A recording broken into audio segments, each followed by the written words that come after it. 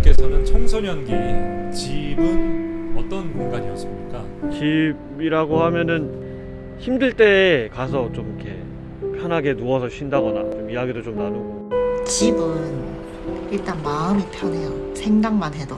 어딜 가든 내 집이 최고라는 생각은 모두들 다 하는 생각이잖아요.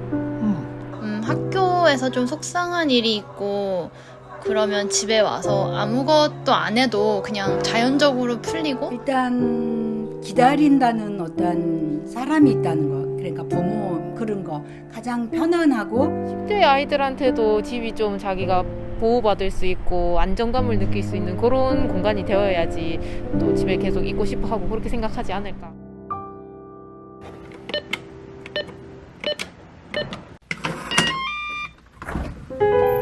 열 살 조카를 이모 부부가 무수히 폭행하고 심지어 물고문까지 해서 숨지게 한 사건.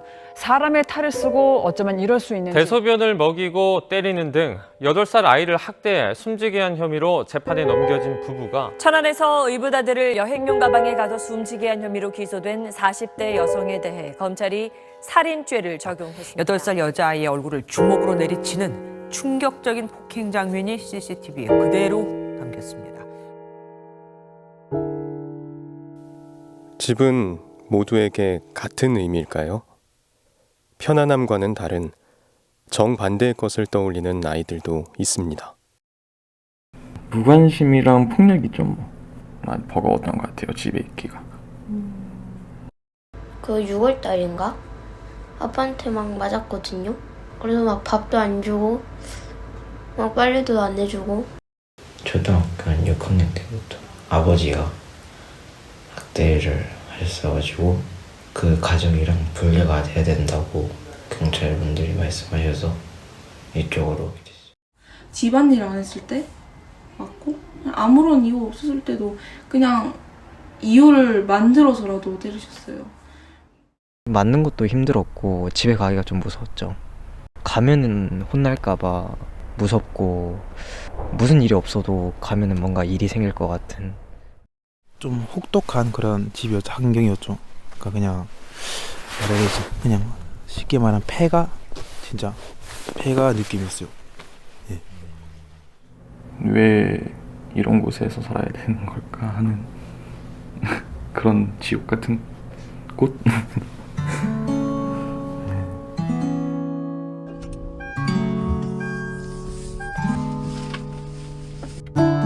우리 모두는 길 위에 있습니다.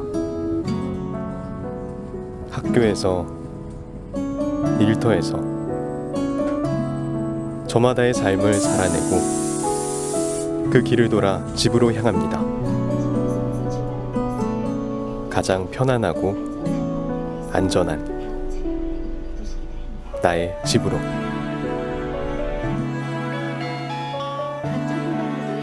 하지만 차가운 길 위에 시간이 멈춰버린 이들도 있습니다.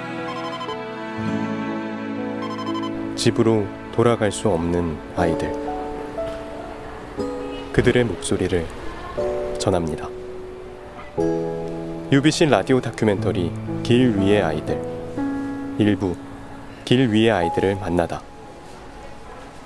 이 프로그램에 등장하는 청소년은 모두 가명임을 밝힙니다.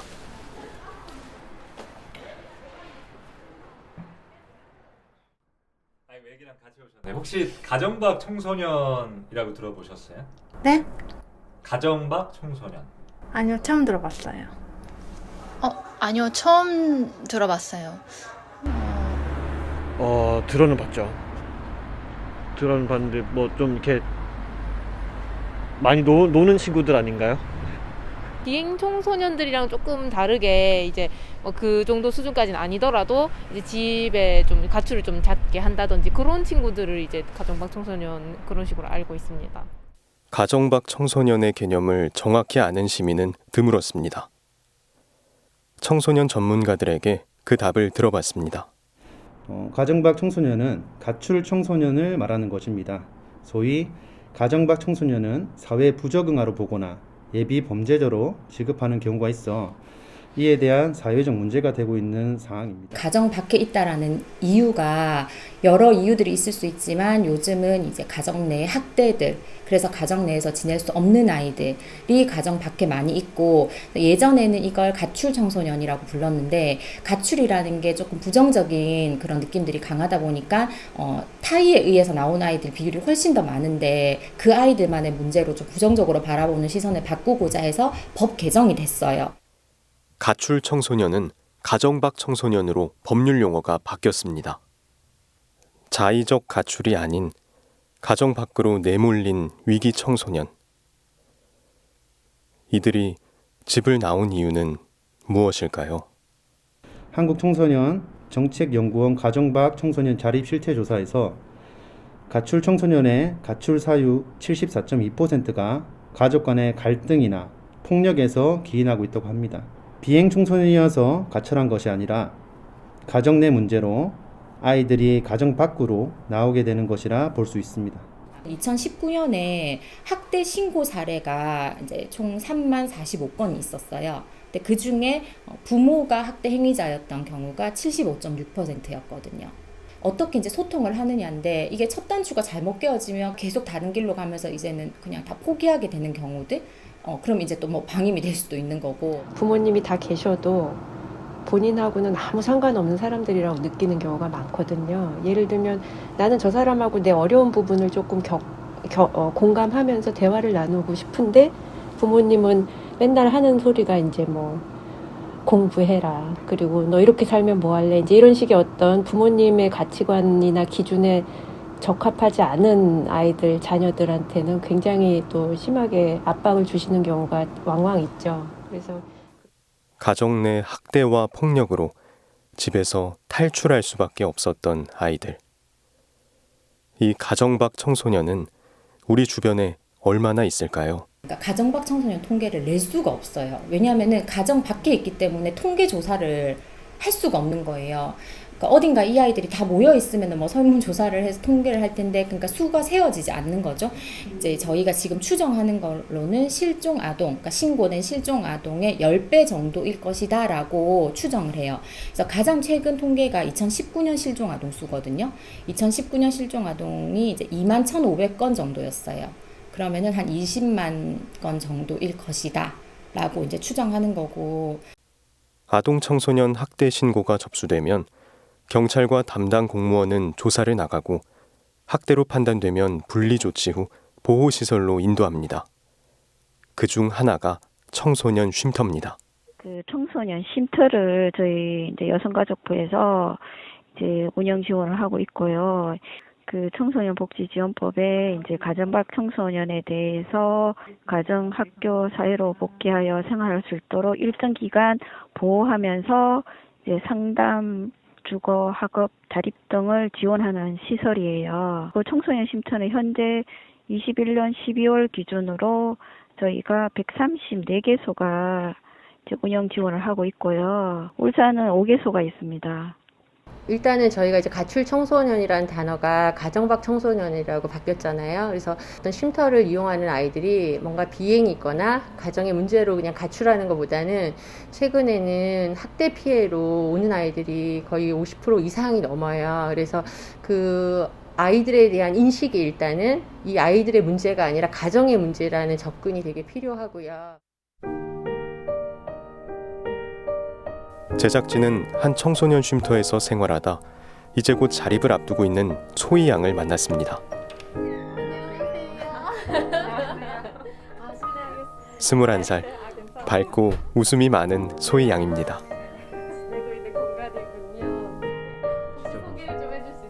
집을 나오게 된 이유를 어렵게 꺼내놓습니다. 그 얘기를 하자면 그루밍을 해서 이제 성학대가 이뤄진 그루밍 성폭력 쪽이었어요.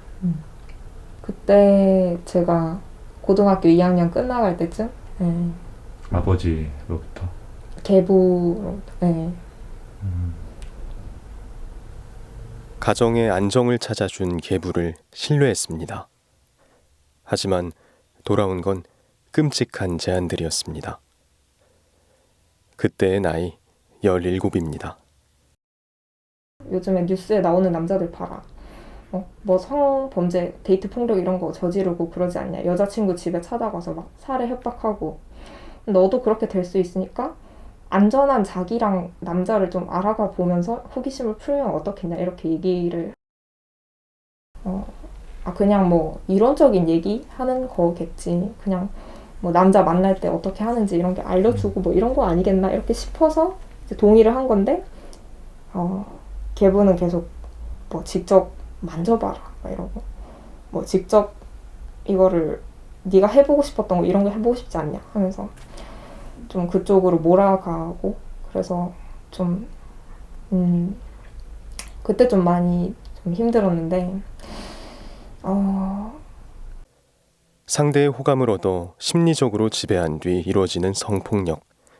피해자는 주로 미성년자인 청소년입니다. 사실 이제 그루밍이라고 한다는 뜻이 길들인다는 뜻이지 않습니까? 그래서 사실 아동이 성인식이 부족한 그런 상황을 이용해서 아이들이 자신이 성폭력이나 성학대를 당하고 있다는 사실을 잘 모르는 사이에 그 관계를 이용해서 심리적으로 지배한 뒤에 이 관계를 길들여서 이제 성폭력을 가하는 것이 이제 그루밍 성범죄라고 하는데요. 이 정신적으로 길들인 후에 이루어지는 성폭력이기 때문에 피해자인 이제 아동이 잘 모르는 경우들도 있고요. 또 이 아동이 어떤 피해 사실을 부모님이나 뭐 선생님께 얘기를 하려고 해도 그런 부분들을 마치 이제 본인이 잘못해서 했던 행동으로 좀 이해하게 되기도 하고요. 한 번 그렇게 성학대를 당한 다음에 사실 어떻게 해야 될지를 전혀 모를 거예요. 그리고 그런 이야기를 다른 사람한테 이야기를 해서 도움을 받는다는 것 자체도 굉장히 그 선택 자체가 너무나 힘들었을 거고 계부로 하여금 본인의 어떤 생각, 행동, 감정 그리고 어떤 의사결정 이런 모든 게 다 조작되어 있을 거라고요. 가족 중 그 누구도 소희 양을 지켜주지 않았습니다. 나만 참으면 되겠지. 겨우겨우 붙잡고 있던 소희 양의 세상은 친어머니의 말 한마디에 무너져 내렸습니다.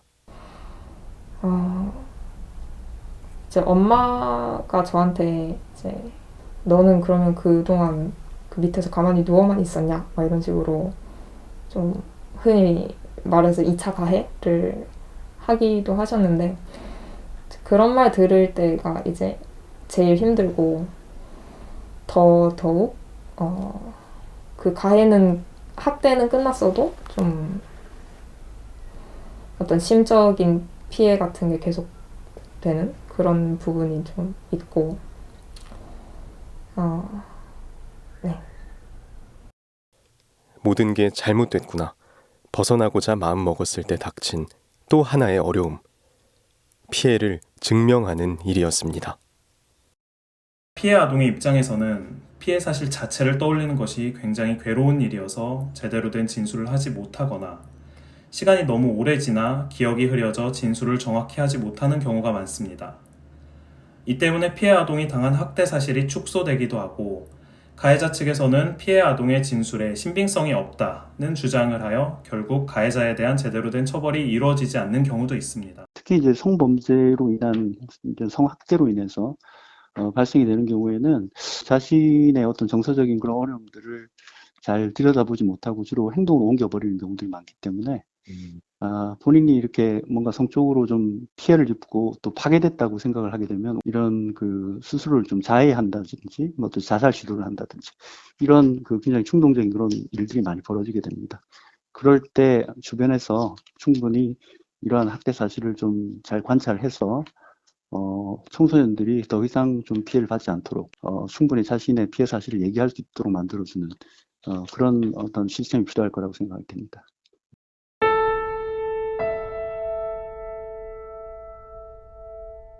소희 양은 악몽 같은 청소년기를 보내면서도 자신을 놓지 않았습니다. 스스로 조금씩 나를 위해 무언가를 해나갔습니다. 청소년 쉼터 선생님들은 그 모든 과정을 지켜봤습니다. 뭐 예를 들면은 뭐 본인이 이제 이런 상황들을 이겨내고 싶다고 생각해서 스스로 뭐 심리치료도 받아야겠다고 요청을 해 주었고, 그리고 요청을 저희가 받아들여서 심리치료 지원했을 때 본인이 적극적으로 임해 주었고, 본인이 가지고 있는 어떤 내면의 힘이 스스로 충분히 일어설 수 있게끔 준비가 먼저 됐던 것 같고 잘 했던 것 같고, 그래서 좋은 결과들을 이루어낼 수 있었던 것 같아요.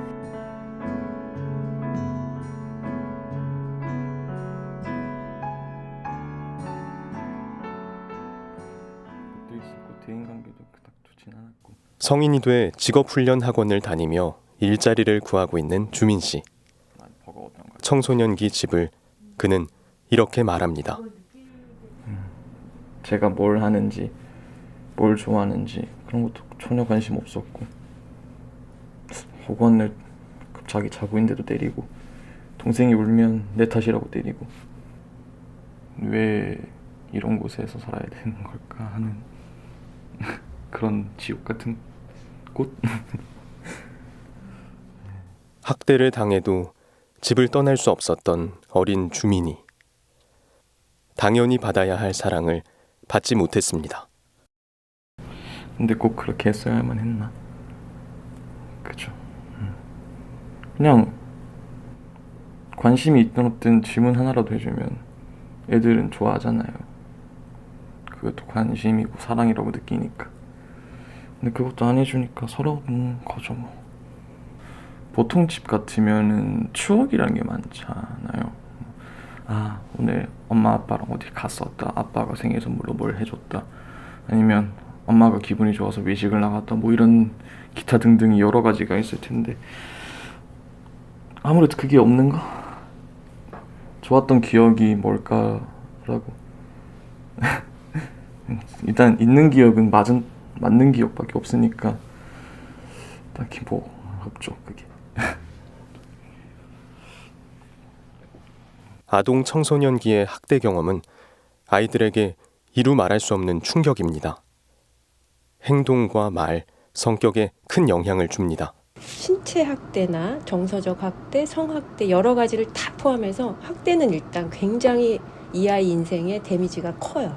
이런 학대 경험 자체는 그 학대의 종류가 뭐냐에 따라라기보다 어떤 학대든 이 어렸을 때 이런 경험이 있다라는 것 자체는 이 아이 인생에 있어서 회복 자체가 굉장히 어려워. 너무나 큰 흠집으로 남아있는.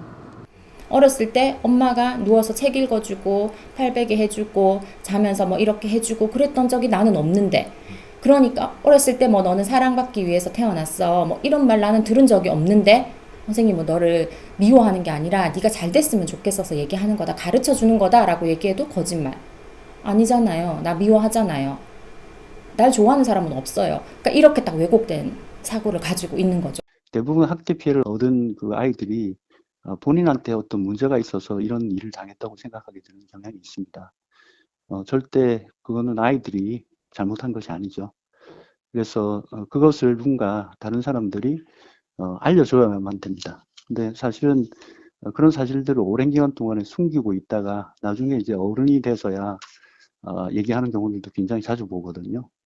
그래서 용기 내서 예전에 본인이 받았던 학대 경험을 얘기를 했을 때 아동이든 이제 성인이든 그 용기에 대해서 충분히 격려를 해주고, 아무것도 아니야 괜찮아 이런 말보다는 전문적인 상담이 이루어질 수 있는 그런 상담기관으로 연결을 좀 부탁해 주시면 좋겠습니다.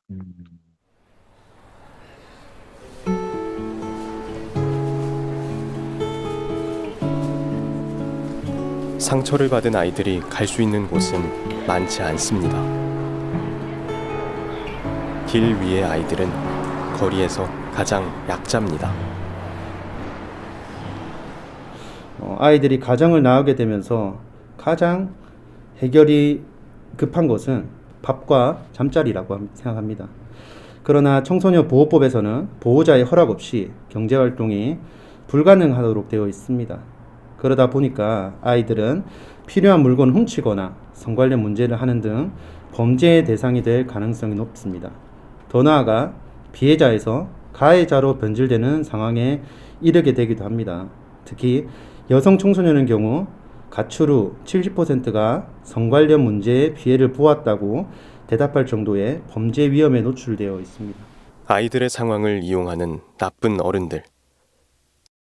도움을 가장해 접근합니다. 그러니까 학대로 이제 아이들이 길로 나왔을 때 가장 많이 가는 경우에는 친구네 집에 있게 되다가 결국은 친구네 집에 계속 못 있게 되고 이제 가장 안전한 건 쉼터를 와야 되는데 쉼터라는 곳에 아이들이 정보가 부족하거나 또 어떠한 개인적인 이유로 못 왔을 때 성매매라는 거를 가장 선택하기가 쉬운데 그런 부분들을 어른들이 악용하는 거죠. 그래서 잠자리를 제공해 줄게 뭐 이런 식으로 해서 또 저희가 만나는 아이들의 대부분이 조금 인지적으로 경계선에 있는 아이들이 많이 있어요. 그런 아이들은 어른들의 호의를 믿고 만났다가 이제 성매매를 하게 되고 성폭력을 당하는 경우가 굉장히 많고 그래서 요즘은 그걸 좀 헬퍼라고 하기는 하는데요. 내가 도와주겠다. 정말 그 삼촌 같은 마음으로 도와주겠다. 이렇게 해가지고 그 찜질방 같은 곳에 이제 장기로 이렇게 매일매일 돈을 주면서 그곳에서 아이를 묵게 했고 이제 그 성관계도 계속 가지고 그렇게 하면서 걔를 계속 이제 훈련시킨 거죠. 그렇게 해서 그곳에서 오랫동안 생활을 하고 애가 햇빛을 못 봐서 피부도 엄청 하였어요. 계속 그 안에만 있었으니까. 그러다 결국은 그 찜질방 업주가 너무 이상해가지고 신고를 해서 오게 된 경우가 있었거든요.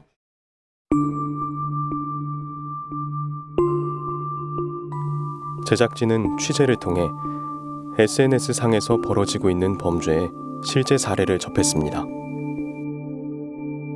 가출했으니 도움을 달라는 요청을 하면 성매매를 제안하는 어른이 많다는 것이었습니다. 아이들이 얼마나 위험에 노출돼 있는 건지 미성년자임을 가장해 채팅을 시도해 보았습니다.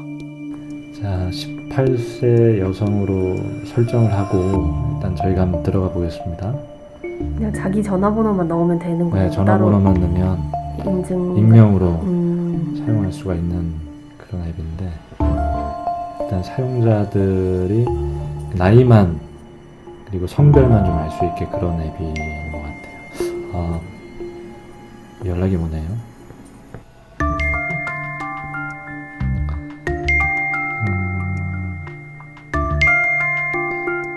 헬퍼 필요한가를 지금 물어보고 있어요.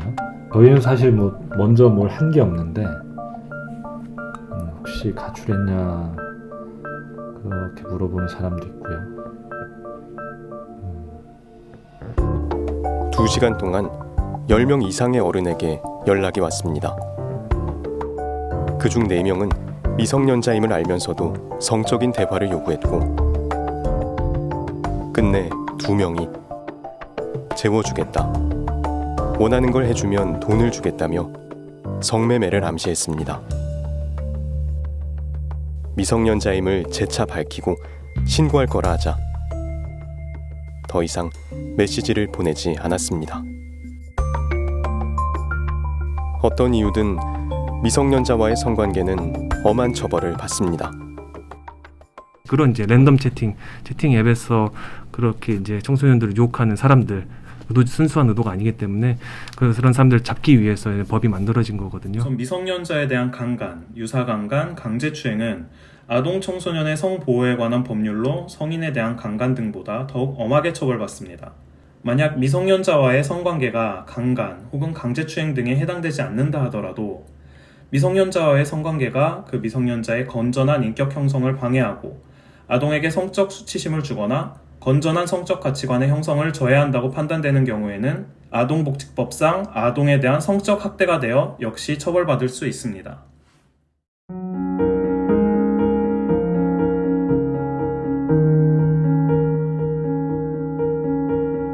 집 밖의 세상은 어떤 모습일까? 여기보다는 낫지 않을까? 집을 나오며 아이들은 큰 용기를 냈을 겁니다. 그러나 세상은 아이들을 더 깊은 어둠으로 유혹합니다. 길 위에 연약하게 버티고 있는 작은 꽃 한 송이가 겨울 칼바람에 쓰러집니다.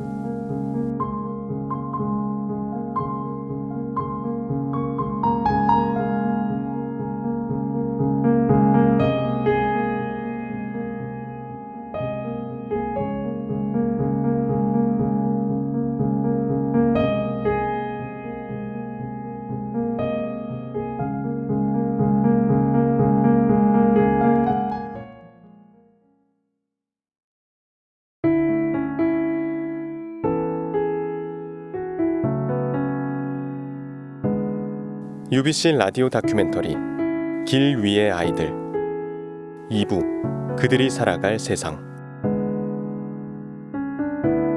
이 프로그램에 등장하는 청소년은 모두 가명임을 밝힙니다.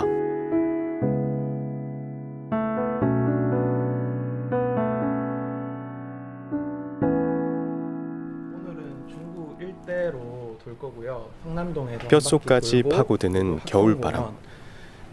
정처 없이 거리를 떠도는 아이들이 있진 않을까. 중구 젊음의 거리에 위치한 일시 쉼터에서는 아이들을 찾아 나섭니다. 마무리할 예정입니다. 집을 나온 아이들은 어디에 있을까? 대부분 시설들이나 이런 것들이 10시 이후면은 다 내보내기도 하는데 지금 현재는 아예 10시면 영업이 끝나는 곳들이 많이 있잖아요. 그러다 보니까 오히려 그 무인 편의점이나 무인 세탁소라든지 이렇게 좀 저희가 여러 가지 홍보 물품을 이렇게 준비해봤는데 애들은 확실히 먹는 거를 제일 좋아하더라고요. 그래서 대부분 이런 간식류를 가지고 가고 있어요. 그래서 가방 안에 있는 게 이런 간식류군요. 네. 간식류고 10년 아울리치 때는 특별히 이제 좀 더 든든한 음식으로 저희가 준비하려고 하는 편이에요. 코로나 시대. 요즘은 아이들을 길에서 마주치는 것조차 어려운데요. 저녁 10시가 넘은 시간 성남동 거리에서 한 청소년 무리를 만날 수 있었습니다. 내가 쉼터를 내가 이제 같은 청소년 이제 엄마 아빠 없다니까요. 저희는 이제 가정방 청소년들 보호해주는 기관인데 혹시나 이제 뭐 집을 나오게 됐을 경우나 아니면 주변에 그런 친구들 도움 필요한 친구들 왜 친구 왜요? 왜 쉼터를 이 친구 왜? 여기 요즘에 날씨도 춥고 코로나 때문에 위험하잖아요, 그죠? 그러니까 꼭 안전한 쉼터 도움 받을 수 있도록 이것만 먹고 버리지 말고 명함 이런 거 잘 보관해 주세요, 알겠죠? 니킨 맨날 주면 뭐 최대 7일까지 머물 수 있는 일시 쉼터는 365일 하루 24시간 운영됩니다. 도움이 필요한 청소년 누구나 언제든지 도움을 받을 수 있습니다.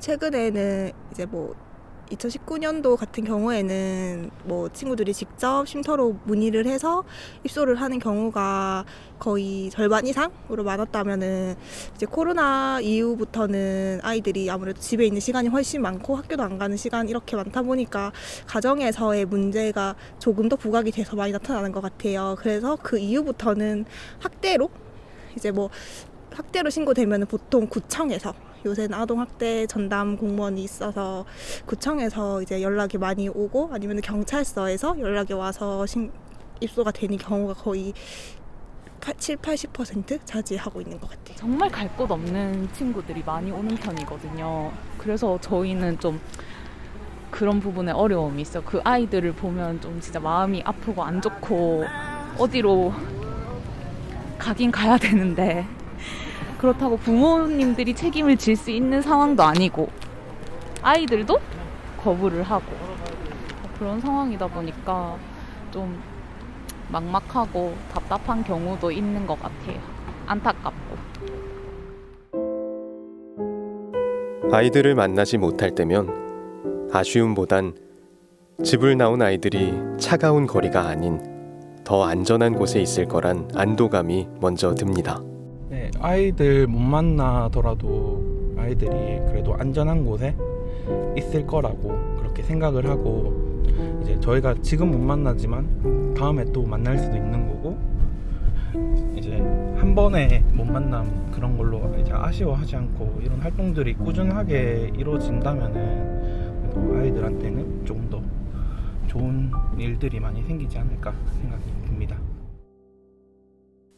최근 쉼터에 입소한 학대 피해 청소년들의 불안도는 과거와 다릅니다. 상담만으로 치유되던 과거와 달리 약물과 집중 치료를 병행해야 할 정도로 심각한 사례들도 많습니다. 진짜 우리가 이거는 못할 수도 있겠다라고 포기는 아니지만 우리가 못할 수도 있겠다라고 생각하는 영역들이 조금씩 많아지고 있어요. 어떤 부분이냐면 정신과적으로 문제가 있는 경우들이 많아지고 있다는 거죠. 네. 그러니까 우리가 의사가 아니니까 손을 댈 수 없고, 그리고 사실 정신과 의원도 성인과 이렇게 모두가 함께 입원하는 병원이기 때문에 청소년만을 이렇게 보고 그런 특정한 사례들만을 보고 있는 그런 병원들은 없잖아요. 그러니까 지역사회 안에서 해결하기 사실 어려운 일들이 많이 있죠. 현재 울산의 정신건강의학과는 17개, 소아청소년 정신과 전문의는 고작 4명뿐입니다. 울산시교육청은 2025년 개원 예정인 울산의료원에 소아청소년 정신과를 개설해달라고 울산시에 공식 요청했습니다. 울산 지역 유치원과 초중고 학생은 14만 7,300여 명. 소아청소년 정신과 전문의 1명당 감당해야 하는 학생 수는 3만 3,746명입니다. 울산시 교육청이 울산 공공의료원 소아청소년 정신과 개설을 요청한 이유입니다. 2.5%에서 2% 정도가 관심군 학생으로 나타납니다. 대략 한 1,000명 정도 되거든요. 굉장히 큰 비율인 것 같거든요. 근데 이 학생들이 그 나타났다고 해서 그걸로 우리는 검사만 해서 그걸로 끝나는 게 아니라 이 학생들을 계속 지속적으로 관리를 해야 됩니다. 그래서 1차로 학교에서 먼저 상담을 실시하고, 그 다음에 2차는 심층평가 기관에서 와서 학생들을 상담을 하고 평가를 해서 그래도 병원에 연계할 필요가 있다라고 하는 학생들이 한 1,000명 정도 된다는 이야기거든요.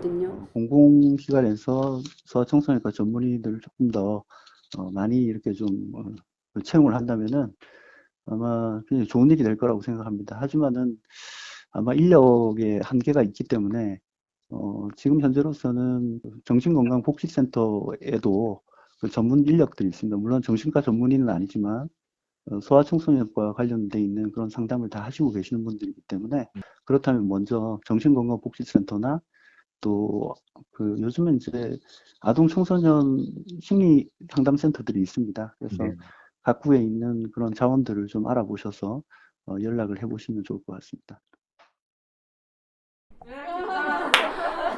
청소년 쉼터에서 조금씩 회복하고 있는 아이들.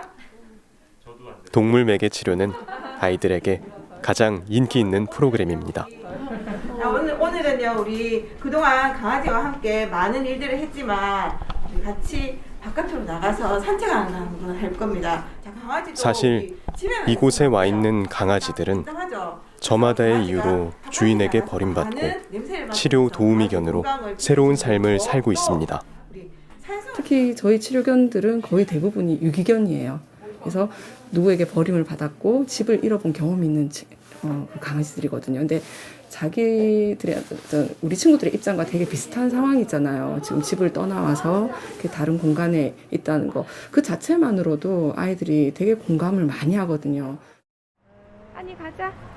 그렇지. 아니 딴 데도 가보자. 그렇지. 주인이 가면 따라가. 한참을 산책하던 중 강아지 꽃님이가 길에 이를 봅니다. 아, 쎄! 이야, 따끈하네. 강아지와 산책하는 아이들의 모습은 영락없는 10대들입니다. 냄새 장난 아니다. 함께한 짧은 시간 동안 많은 걸 느꼈습니다. 우리 신체 구조상 성대가 짧다고 해야 되나? 그것 때문에 늘 이렇게 그르렁대는 소리를 내는데, 근데 이 소리가 시끄럽다고 주인한테 파양이 돼서 여기 오게 된 거예요. 좀 무책임하다고 생각을 해요. 잘 지내는 모습? 좀 그런 거 보면 약간 위로받고 그런 것도 있는 것 같아요. 약간 우리랑 비슷한 입장인데 얘네도 잘 살고 있구나, 이런 거. 아, 귀여워. 냄새 맡고 냄새 많이 맡고 산책을 즐기는 강아지야. 한이도 다리가 좀 불편한 데서 산책 같이 한번 해봤는데 저보다 너무 잘 뛰어서 좀 놀랬고요. 한이가 앞으로 어떻게 살았으면 좋겠어요? 건강하게 잘 자랐으면 좋겠어요. 다리도 잘 낫고. 고마워.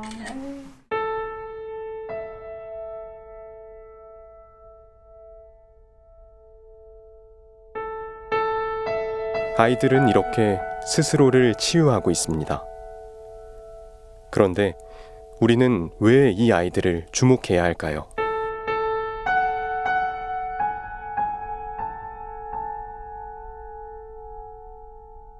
자기를 주변에서 도와줄 수 있는 돌봐줄 수 있는 사람이 아무도 없는 상태에서 약간의 돈만 들고 그냥 일단 달랑 나왔는데 뭘 하겠어요. 그 아이는 결국은 어떤 음지에서 일어나는 일에 이제 발을 들일 수 있는 경우의 수가 훨씬 더 많아지겠죠. 왜냐면 자기가 아무리 이것저것 해보려고 해도 기회조차 없으니까. 보면 이게 내 아이가 아니지만 내 아이 친구의 문제일 수 있거든요. 결국은 이 아이들이 나중에 커서 사회로 나갔을 때 적절한 어떤 그런 조치들을 받지 못하면 나중에 정말 안 좋은 사회 문제를 일으키게 될 수가 있어요. 또 사회적 비용도 정말 많이 이렇게 나가게 되잖아요. 그래서 어떻게 보면은 지금 나에게 다가오는 피부로 다가오지 않기 때문에 내가 왜 도와야 되지? 이렇게 생각할 수 있지만 결국은 이게 우리 안의 문제인 거고요. 또 어떻게 보면은 다 어른들의 잘못으로 지금 이렇게 된 거거든요. 꼭 그 부모의 잘못뿐만 아니라 환경이 그렇게 만든 것도 있고 결국은 그 책임도 어른들이 져야 되는 거죠. 사회가 져야 되는 거고. 우리는 아이들에게 어떤 도움을 줄 수 있을까요? 인식이 조금 바뀌었으면 좋겠어요. 예를 들어서 가출 청소년 말고 이런 상황을 통해서 나온 아이들도 많은데 이런 아이들을 볼 때마다 다 고아처럼 보시는 분들이 많아서 그래서 좀 인식이 좀 바뀌었으면 좋겠어요. 단지 부모가 없는 아이들이 아니라 그냥 잠시 상황이 안 좋은 아이라고 그냥 생각해줬으면 좋겠어요. 네가 뭔가를 잘못했으니까 부모가 그랬겠지 라는 생각. 우리 때는 다 그랬어. 맞으면서 자랐고 잘못하면 혼나야지. 이런 생각이 있다 보니까 그런 것 같고 사회가 다시 책임져야 된다고 생각해요. 조금만 다른 시선으로 바라보는 거. 완전히 바꾸라는 게 아니라 내가 생각했던 것과 다른 아이들도 있을 수 있겠다라는 시선으로 조금만 바라보자는 거죠. 뉴스에 나오는 저런 말도 안 되는 경우들은 어쩌다 있는 거겠지가 아니라 그걸 일상으로 보고 사는 사람들, 일상으로 겪고 있는 아이들도 있겠구나. 도와줘야 하고 한 번쯤은 생각해봐야 되는 아이들이구나 라고 생각할 수 있을 것 같아요. 무관심, 방임, 학대. 청소년들이 겪는 가정 내 여러 문제들은 그 상처가 너무 깊어 애초에 일어나지 않는 것이 가장 좋을 텐데요. 그럼 어떻게 예방할 수 있을까? 저도 자녀가 있지만 제가 이제 어렸을 때 조금 실수를 했던 게 이 아이가 어떤 하나의 독립되고 존중받아야 할 완벽한 인격체다라는 생각을 사실 어렸을 땐 잘 못해요. 왜냐하면 그냥 내가 내 말을 잘 따라줘야 되고 그리고 내가 이 아이한테 뭐 시키는 거는 좀 그대로 해줬으면 하고 그리고 내가 조금 힘들 때는 좀 지도 내 눈치 좀 봐줬으면 좋겠고 뭐 이제 이런 거 있잖아요. 그러니까 부모가 자식을 약간 소유물처럼 생각하는 특히나 어렸을 때는 더더욱 그런 게 많은데 어릴 때부터 청년기 그리고 성인기 중장년기 쭉 가면 이 아이는 정말 하나의 독립된 귀한 인격체라고 생각을 하시고 그 아이를 정말 존중하는 마음으로 사실 그렇게 존중하는 마음인데 어떻게 때리고 어떻게 소리를 지르고 어떻게 학대가 나오겠어요. 그러니까 그런 부분들을 조금 인식하시고 부모 역할을 부모가 처음이라 잘 몰라서 그럴 수도 있겠지요. 그러나 일생에 단 한 번뿐인 소아 청소년기 부모로서의 역할은 너무나도 중요합니다. 그 시기에 꼭 받아야 할 애정 그리고 영양 섭취 그리고 어떤 인지적인 자극 이런 모든 것들이 그 결정적인 순간을 놓쳐버리면 이 아이가 성인이 됐을 때 온전하게 본인의 어떤 건강한 삶을 살기가 굉장히 어렵기 때문에 적절한 그 보살핌을 받지 않는다면은 이 아이가 평생을 살아가면서 굉장히 복원될 수 없는 큰 해를 입게 되기 때문에 어린 시기가 굉장히 중요하다 이렇게 보시면 되겠습니다. 학대를 직접 경험하게 됐다면 어떻게 해야 할까요? 쉼터에서 생활하고 있는 청소년들은 어려움이 닥쳤을 때 학교 위클래스, 담임 선생님 등 어른들에게 도움을 요청해 가정과 분리되는 게 가장 빠른 해결책이라고 말합니다.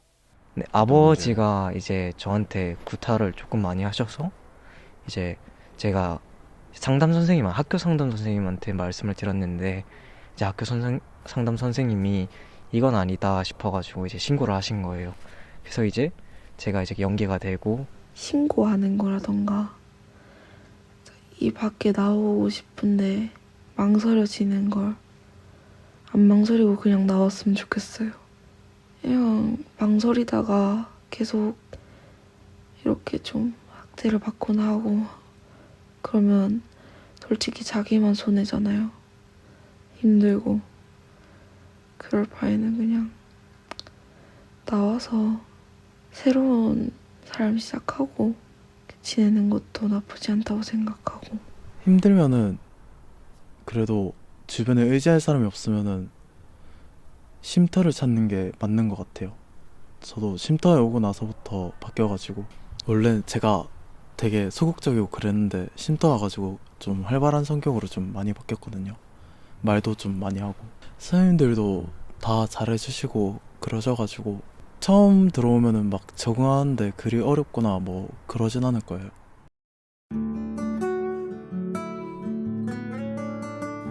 힘든 날들의 연속이었지만 아이들은 자신의 내면의 힘을 바탕으로 올바른 어른으로 성장해가고 있습니다. 어렵고 힘들고 외롭고 쓸쓸하고 화도 나고 괴롭지만 그래도 살아야 되는 건 일단 태어났으니까 100세, 120세 이렇게까지 살고 있잖아요.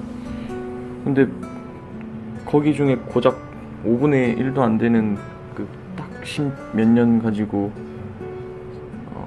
삶을 포기한다거나 좀 그렇게 축 처져 있는 건 아니지 않나. 네.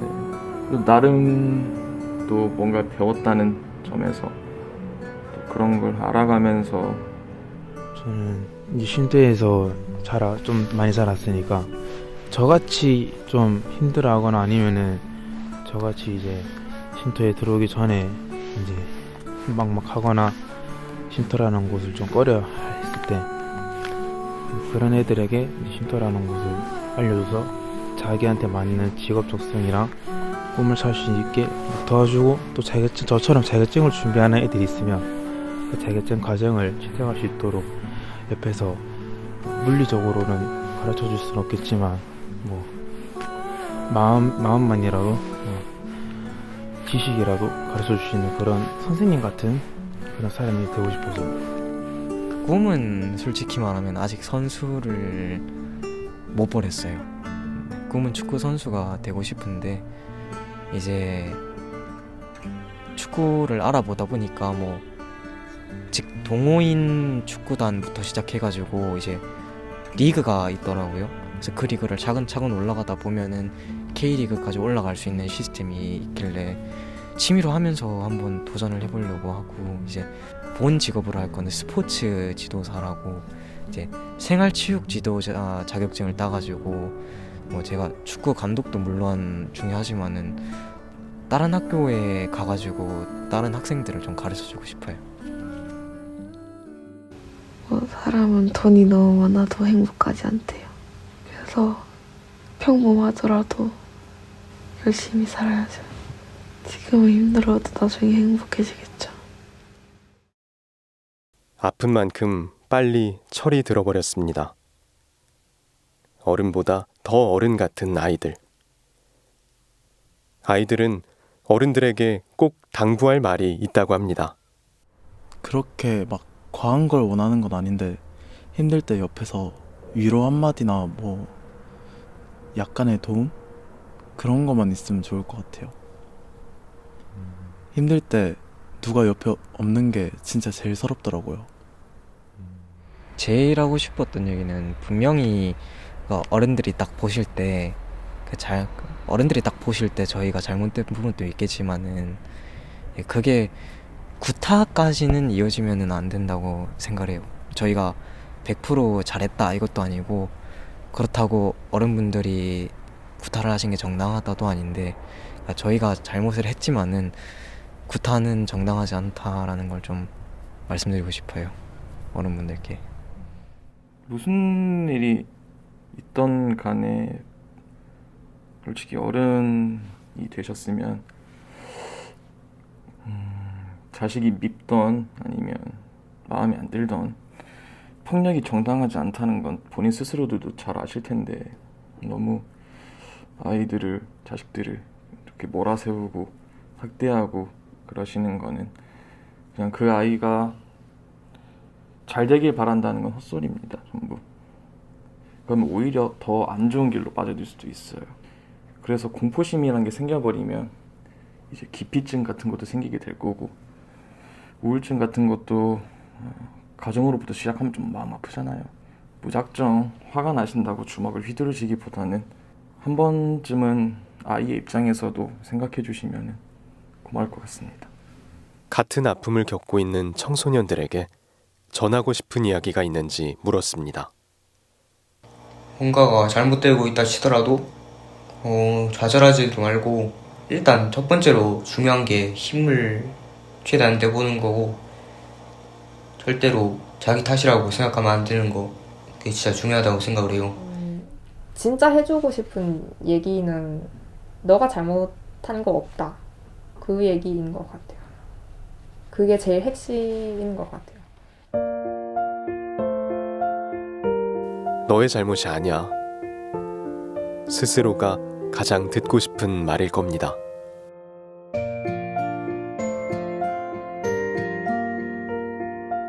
유난히 큰 알에서 태어난 새끼 오리는 보통의 오리들과 다르게 생겼다는 이유로 주변 오리들에게 괴롭힘을 당합니다.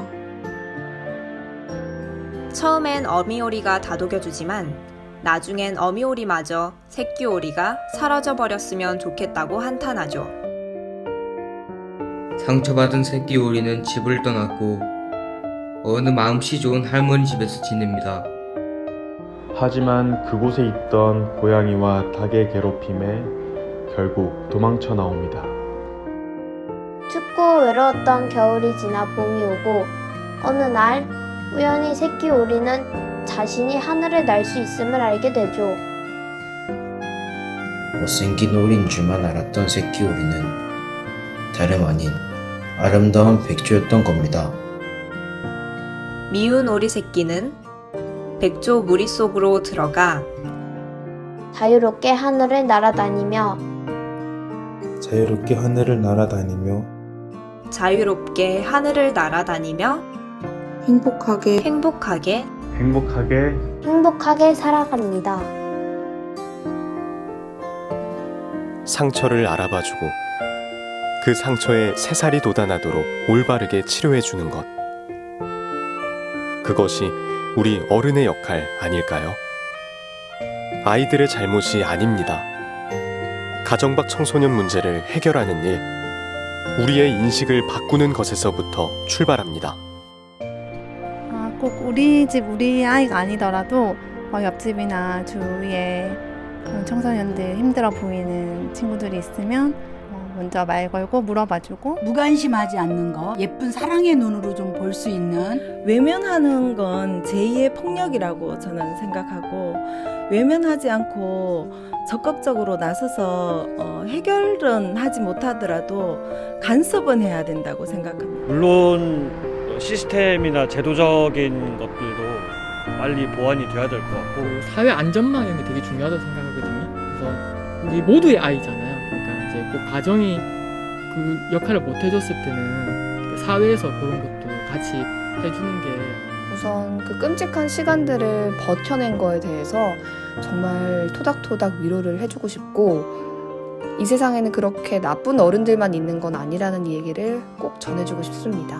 저희 세대는 자식을 위해서 목숨까지 내놓을 정도로 이렇게 애들 키웠는데, 그런 거 볼 때마다 마음이 너무 아프고, 우리 주위에 그런 애들이 있으면 따뜻한 마음으로 잘 살펴주고 싶은 그런 마음입니다. 용기 내서 잘 살아줬으면 좋겠어요. 응원합니다. 화이팅! 이렇게 말로만 해서 좀 그렇지만 너희가 행복한 세상을 살 수 있게 관심을 갖고 손 내밀어주고 싶고 응원하는 사람들이 많다는 거 잊지 말고 그 아이들이 세상에 나가서 상처받고 힘들고 지치고 외로울 때 어른들이 좀 숨을 수 있는 곳 건강한 또 어른이 되어가지고 또 다음 세대에 또 든든한 버팀목이 될 수 있는 상처받는 일들도 많겠지만 그래도 너희를 응원하고 지켜주려고 하는 사람들도 있다는 것을 잊지 말았으면 좋겠어. 너무너무 소중한 존재고 귀한 사람이야. 사랑해.